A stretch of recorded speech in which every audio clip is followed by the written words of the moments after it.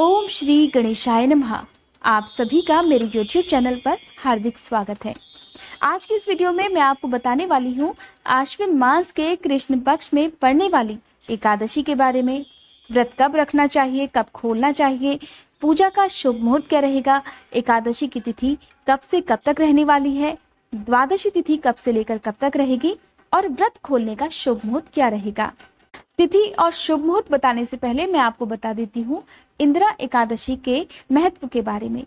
दरअसल पितृपक्ष में पड़ने वाली एकमात्र एकादशी है इंदिरा एकादशी। महाभारत काल में स्वयं भगवान कृष्ण ने इस एकादशी का महत्व बताते हुए धर्मराज युधिष्ठिर से कहा था, हे धर्मराज युधिष्ठिर, अगर आप अपने पितरों की मुक्ति की कामना रखते हैं तो आपको साल भर में केवल एक बार पड़ने वाली पितृपक्ष की एकादशी, जिसे इंदिरा एकादशी कहा जाता है, उसका व्रत नियम पूर्वक करो तो तुम्हारे पितरों को मुक्ति मिल जाएगी।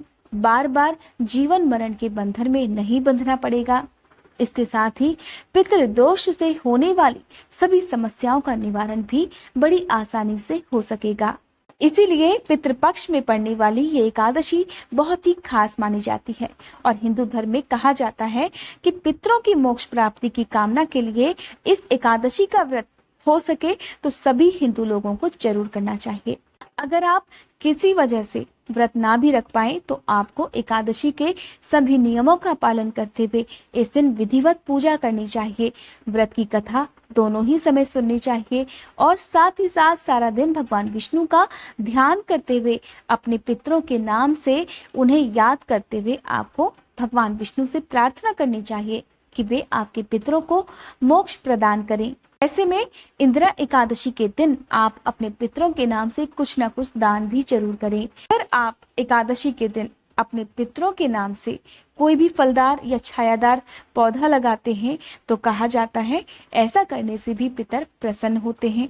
आज के दिन आप अपने घर पर पक्षियों के लिए, खासकर कौवे के लिए दाना पानी जरूर रखें। एकादशी के दिन कुत्ते और गाय को भी रोटी जरूर देनी चाहिए।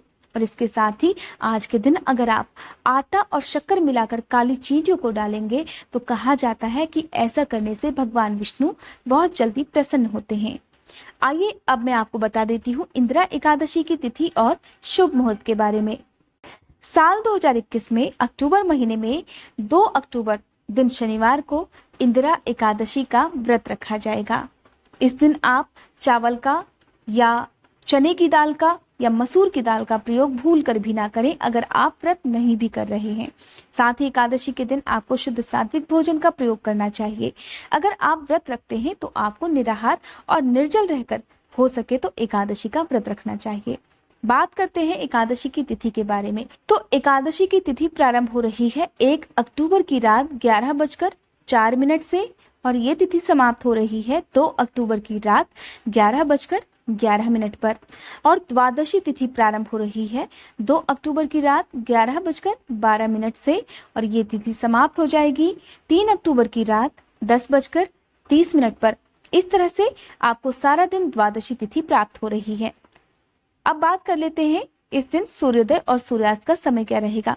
तो 2 अक्टूबर को यानी कि एकादशी के दिन सूर्योदय का समय रहेगा सुबह 6:22, सूर्यास्त का समय रहेगा शाम 6:09 पर। 3 अक्टूबर को यानी कि द्वादशी तिथि के दिन सूर्योदय का समय रहने वाला है सुबह 6:22 और सूर्यास्त का समय रहेगा शाम 6:08 पर। द्वादशी तिथि के दिन सूर्योदय के बाद ही व्रत खोलना चाहिए। एकादशी का व्रत खोला जाएगा 3 अक्टूबर सुबह 6:23 से लेकर 11:14 तक। जब भी द्वादशी तिथि सुबह से लेकर रात तक प्राप्त होती है तो ऐसे में आप अगर किसी वजह से सुबह के समय व्रत ना खोल पाए तो आप दोपहर के बाद यानी कि 3 बजे से लेकर 5 बजे तक के बीच में अपना व्रत खोल सकते हैं। लेकिन ऐसा आपको तभी करना है जब बहुत ज्यादा मजबूरी हो, आप सुबह के समय किसी भी तरह से व्रत ना खोल पाए हो। वैसे एकादशी के व्रत खोलने का जो शुभ समय माना जाता है वो सूर्योदय के बाद 1-2 घंटे के अंदर अंदर खोल लेना चाहिए। एकादशी का व्रत द्वादशी तिथि के दिन दान देने के बाद ही खोलना शुभ होता है। अगर आप किसी वजह से इस दिन दान ना दे पाए तो आप जो भी सामग्री या जो भी दान दक्षिणा या जिस भी रुपए पैसे या अनाज का दान करना चाहते हैं उसे द्वादशी तिथि के दिन पूजा करते समय विष्णु भगवान के चरणों में जरूर रखें या अपने घर के मंदिर में जरूर रखें और उसके बाद ही दान करें। अगर आप दान नहीं कर पाते हैं तो आप ये सामग्री उठाकर रख दीजिए और आप हो सके तो किसी गाय को रोटी खिला दीजिए और उसके बाद आप व्रत खोल सकते हैं। और जब भी आपके लिए संभव हो तो ये दान स्वरूप जो भी सामग्री आपने भगवान विष्णु को समर्पित की हुई है ये कभी भी आप दान कर सकते हैं। ये थी आज की जानकारी। उम्मीद करती हूँ ये वीडियो आपको पसंद आई होगी।